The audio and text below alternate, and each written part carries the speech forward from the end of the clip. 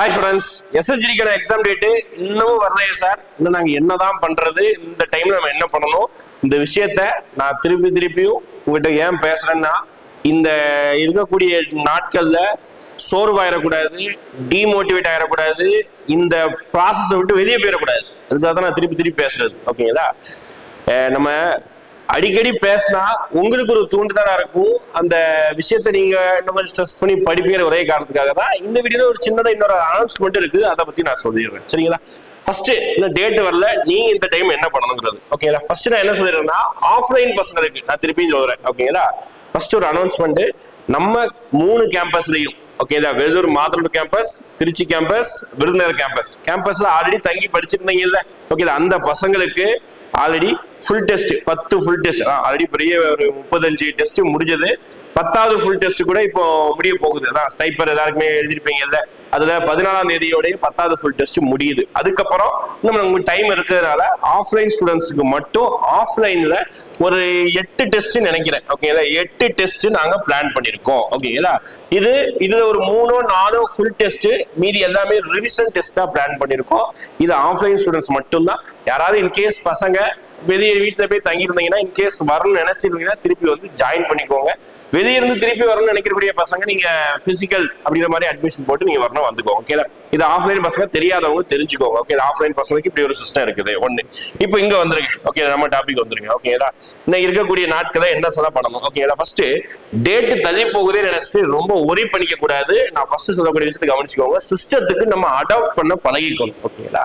எப்பவுமே இந்த மாதிரி ஒரு கவர்மெண்ட் எக்ஸாம், இந்த மாதிரி எந்த கவர்மெண்ட் எக்ஸாம் படிக்க வந்தாலும் அந்த படிக்கக்கூடிய எக்ஸாமுக்காக நமக்கு என்ன தேவை, ரொம்ப ஒரு பொறுமை தேவை. ஓகேங்களா? இந்த ஒரு எக்ஸாம் நம்ம எக்ஸாமுக்காக மட்டும் நம்ம படிக்க போறது கிடையாது. இந்த ஃபீல்டுக்குள்ள வந்துட்டாலே நமக்கு நிறைய விஷயம் கத்துக் கொடுக்கும். ஓகேங்களா? எந்த விஷயத்துல அட்ஜஸ்ட் பண்ணணும், ஒரு சில விஷயத்துல வெயிட் பண்ணி தான் ஆகணும், கட்டாயம் இருக்கும். நமக்கு தான் கிடைக்கும், ஆனாலும் வெயிட் பண்ணணும். உதாரணத்துக்கு நிறைய எக்ஸாம்ல தான் பாஸ் பண்ணிருப்பாங்க, ஆனா இந்த வரைக்கும் ட்ரைனிங்கே போட மாட்டாங்க. 1.5 வருஷம் ஆயிருக்கும் ட்ரைனிங் போடுறதுக்கு. யோசிச்சு பிறகு அவங்களுடைய வழி எவ்வளவு இருக்கும். ஓகேங்களா? எக்ஸாம் பாஸ், நான் அடுத்த மாசம் எனக்கு கூப்பிட்டு இருந்தா எனக்கு 30,000-40,000 சம்பளம், ஆனா கூப்பிடுது இன்னும் 1.5 வருஷம் எடுத்துருந்தாங்க. அப்ப இந்த மாதிரி விஷயம் நடக்கும். ஓகேங்களா? எதுவா இருந்தா அதை டிமோட்டிவேட்டுக்காக பேசல. எக்ஸாம் டேட் தள்ளி போனதால ஒரு சிஸ்டத்துக்கு அடாப்ட் பண்ணிக்கணும். அடாப்ட் பண்றதுக்காக நம்ம என்ன இருக்கணும், ஒரு சில விஷயத்த பொறுமையா இருக்கணும். தள்ளி போறதுனால அதை ஒரு வாய்ப்பா பயன்படுத்திக்கிட்டு மேலும் அதை குறித்து வேகமா ஓடணும். ஓகே, அதுக்காக சொல்றேன், ஃபர்ஸ்ட் சிஸ்டத்துக்கு அடாப்ட் பண்ண பழகிக்கோங்க. சிஸ்டத்தை குறை சொல்றதோ, எக்ஸாம் டேட் தள்ளி போச்சு, நான் வேற எக்ஸாம் படிக்க போறேன், இல்ல நான் டெய்லி 5 மணி நேரம் படிச்சேன், இப்ப நான் 1 மணி நேரம் தான் படிப்பேன், அந்த மாதிரி தான் பண்ணக்கூடாது. ஓகே, என்ன ஃபோர்ஸ் அதே ஃபோர்ஸ் அடிச்சு இருக்கணும். ஓகே, அடுத்து பாருங்க, கண்டிப்பா வரதான் போகுது. திருப்பி நான் சொல்றேன். ஓகேங்களா? இன்னைக்கு கிடைக்க வேண்டியது நாளைக்கு கிடைக்குது. அதே மாதிரிதான் இன்னைக்கு நடக்க வேண்டிய எக்ஸாம் இன்னொரு 10 நாள் தள்ளி நடக்க போகுது. அவ்வளவுதான் தவிர எக்ஸாம் நடக்கவே நடக்காது அப்படிதான் எதுவுமே கிடையாது. அப்படி ஒரு விஷயமும் கண்டிப்பா வராது. ஓகேங்களா? ஏன்னா எக்ஸாம் கேன்சல் பண்ணக்கூடிய அளவுக்கு தான் இந்த போர்டு கிடையாது. கண்டிப்பா வச்சே ஆவாங்க. என்ன ஒரு 10 நாள் தள்ளி போகுது. ஓகேங்களா? அப்போ கண்டிப்பா எக்ஸாம் வரதான் போகுது. அதை நம்ம ஃபேஸ் பண்ணதான் போறோம்.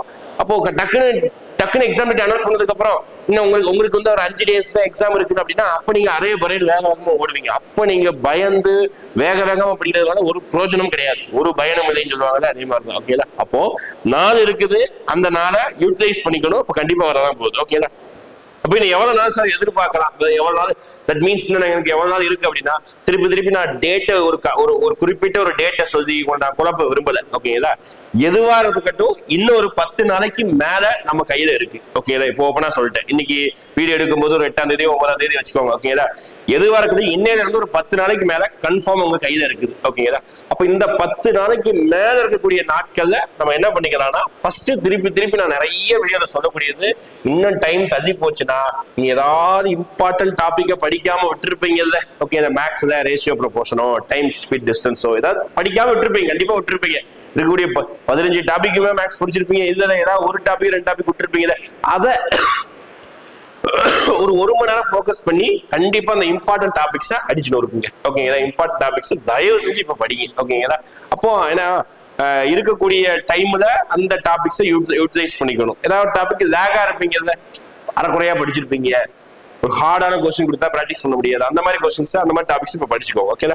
இப்போ 10 நாள் அப்படின்னா 2 வாரம் வச்சுக்கோங்க. ஓகே, இப்ப இந்த 2 வாரத்துல அட்லீஸ்ட் ஒரு 2 ஃபுல் டெஸ்டாவது எழுதிக்கோங்க. ஒரு வாரத்துக்கு ஒரு 2 ஃபுல் டெஸ்ட், 2 வாரத்துக்கு ஒரு 4 ஃபுல் டெஸ்ட் எழுதிக்கோங்க. திருப்பி நீ ஏதாவது டெஸ்ட்ல பிராக்டிஸ் பண்ணிட்ட அப்படின்னா திருப்பி ஒரி பண்ணிடாத. ப்ரீவியஸ் இயர் கொஸ்டின் சார் நான் SSGD previous year question practice பண்ணிட்டேன் விட்டு 10th லெவல்ல இருக்கக்கூடிய இன்னொரு எக்ஸாம் தான் MTS.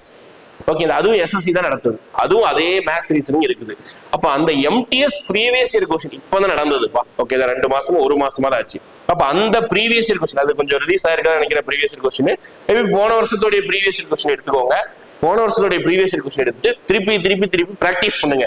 நான் அதனாலதான் ஆஃப்லைன் ஸ்டூடெண்ட்ஸுக்கு ஸ்பெஷலா திருப்பியும் டெஸ்ட் வைக்க காரணமே என்னன்னா 10 ஃபுல் டெஸ்ட் முடிஞ்சுட்டு அதுக்கப்புறம் நீங்க என்ன பண்ணணும்னு தெரியாம இருப்பீங்க. ஓகேங்களா, அதனாலதான் திருப்பியும் நீங்க வந்து அந்த மோட்டிவேட் குதிரைக்கு எப்படி கடிவாளம் கட்டினா அந்த ஒரு டைரக்ஷன் மட்டும் தான் பார்க்குமோ அதே மாதிரி வேற டைரக்ஷன் நீங்க பார்க்க வேணாம். அதை மட்டும் ஃபோக்கஸ் பண்ணிட்டே போறது. ஆன்லைன் ஆஃப்லைன் பசங்க நம்ம கிட்ட தங்கி படிக்கக்கூடிய பசங்களுக்கு எக்ஸ்ட்ரா ஒரு 7-8 டெஸ்ட் வந்து எக்ஸ்ட்ரா வைக்கிறோம்.